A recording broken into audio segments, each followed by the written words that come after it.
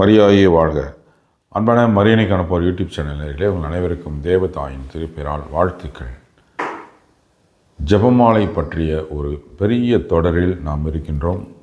Bible வசனங்களில் எவ்வாறு ஜெபமாலை வேறு விதமாக இருக்குது அப்படின்றத நம்ம இந்த சமீபத்திய தொடர் நிகழ்ச்சிகள் நம்ம பார்த்துட்டு வரோம். இந்த 101 பதிவுகள் இதுவரைக்கும் ஜெபமாலை பற்றிக்கென்றே நாம் போட்டிருக்கிறோம் மரியணை காணப்போர் சேனலில். அதை எல்லாத்தையும் நீங்கள் பார்க்கணுன்னு, ஒரே லிங்கில் பார்க்கணுன்னு நீங்கள் விரும்பின இந்த வீடியோவுடைய டிஸ்கிரிப்ஷனில் பார்த்தீங்கன்னா அத்தனை வீடியோவும் இருக்குது, நீங்கள் பார்த்துக்கலாம்.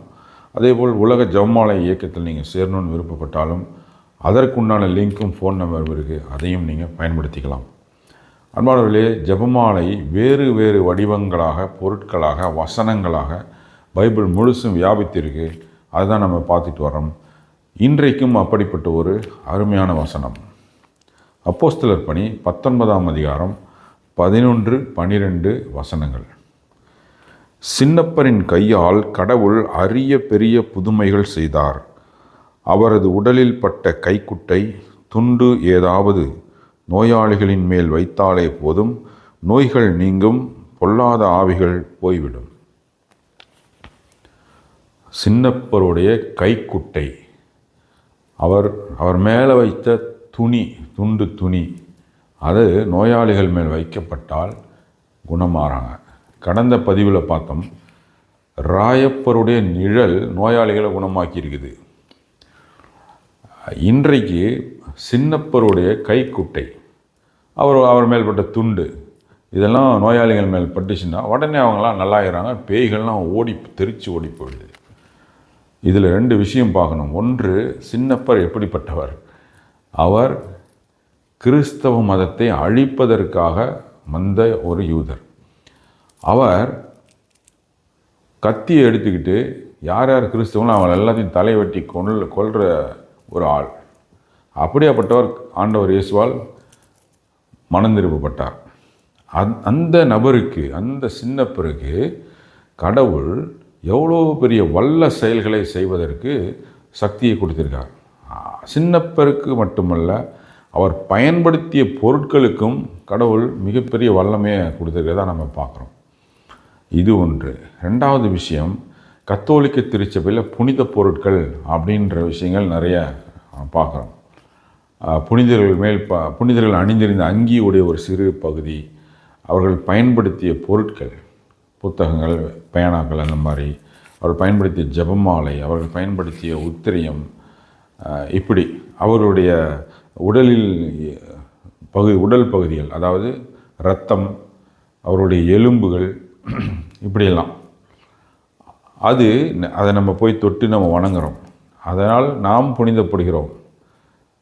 அந்த புனிதருடைய வல்லமையை, ஆசீர்வாதத்தை, சக்தியை நாம் அதை போய் தொடர்றது மூலம் நாம் பெற்றுக்கொள்கிறோம். அது இந்த பைபிள் வசனம் சின்னப்பருடைய கைக்குட்டைக்கும் அவர் மேல்பட்ட துண்டுக்கும் பொருந்துகிறது. அதை தான் நம்ம இன்றைக்கி செய்கிறோம். பைபிளில் இல்லாததான் நம்ம செய்கிறதில்ல கத்தோலிக்க திருச்சபையில். இது ஒரு விஷயம். 3வது முக்கியமான விஷயம் என்னென்னா, சின்னப்பருடைய கைக்குட்டைக்கும் அவர் பயன்படுத்திய துண்டுக்கும், டவலுக்கும் கடவுள் மிகப்பெரிய சக்தியை கொடுத்து வைத்திருந்தால், நோயாளிகளை குணமாக்குகின்ற சக்தி, பேய்களை ஓட்டுகின்ற சக்தியை கொடுத்திருந்தால், தன்னை பெற்ற மாதாவிற்கு எவ்வளவோ வல்லமையை, சக்தியை அவர் கொடுத்திருப்பார் கடவுள். தனக்கு எதிராக இருந்தவர் சின்னப்பர். தன்னுடைய மக்கள் கிறிஸ்தவர்களை அழித்தவர், கத்தி எடுத்துகிட்டு போய் எல்லாத்தையும் வெட்டினவர். அப்படிப்பட்ட ஒரு நபருக்கு கடவுள் மிகப்பெரிய வல்லமையை, சக்தியை கொடுத்திருக்காருன்னா, தன்னை பெற்ற தாய்க்கு எவ்வளவு பெரிய வல்லமையை அவர் கொடுத்திருப்பார். அந்த தாய் தருகின்ற இந்த ஜெபமாலைக்கு எவ்வளோ வல்லமை இருக்கும். சின்னப்பருடைய வெறும் துணி, அது கைக்குட்டைன்றது ஒரு துணி, அது ஒன்றும் புனித பொருள் இல்லை. ஆனால் அவர் வைத்திருந்ததால் அது புனித பொருளாக ஆயிடுச்சு. அவர் வச்சிருந்த புனித பொருள் என்ன ஆயிடுச்சு? நோய்களை குணமாக்கியது, மக்கள்கிட்ட இருந்த பேய்களெல்லாம் ஓட்டியது.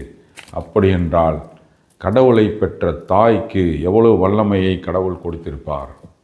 அந்த தாய் தருகின்ற இந்த பரிசுத்த ஜெபமாலைக்கு கடவுள் எவ்வளோ வல்லமையை கொடுத்திருப்பார். சின்னப்பருடைய கைக்குட்டை, மாதாவுடைய ஜெபமாலை, இதை நம்ம பொருத்தி பார்த்தா அருமையான ஒரு விஷயம் நமக்கு புலன்படும். அது சின்னப்பருடைய கைக்குட்டைக்கு கடவுள் வல்லமையை கொடுத்திருக்கும் பொழுது தேவதாய்க்கும் அவருடைய ஜெபமாலைக்கும் மிகப்பெரிய வல்லமை இருக்கும் கண்டிப்பாக என்ற நம்பிக்கை நமக்கு வரும். அப்போ ஜெபமாலையெல்லாம் தேவையில்லை, நீங்கள் நீங்களாக அதை வச்சுக்கிட்டு செஞ்சிட்ருக்கிறீங்க, நீங்களாக கண்டுபிடிச்சதுன்ட்டுலாம் யாரும் சொல்ல முடியாது. அவங்களுக்கெல்லாம் பதிலாக இதை சொல்லலாம். நம்ம இந்த சின்னப்பருடைய கைக்குட்டை, ராயப்பருடைய நிழல் அப்படின்ற விஷயங்கள் எல்லாம். அன்பானவர்களே, இந்த வீடியோ தயவு செய்து எல்லாருக்கும் ஷேர் செய்து மாதாவுடைய ஜெபமாலை பக்தியை பரப்பும் ஒரு உதவியை செய்ய உங்களை அன்போடு வேண்டுகிறேன். தேவதாயின் மாசற்ற இதயம் போற்றி வணங்கப்படுவதாக. தேவதாய் என்றென்றும் வாழ்த்தப்படுவார்களாக. பிதா சுதன் பரிசுத்தாவின் பேராலே ஆமேன். நன்றி. மரியாயே வாழ்க.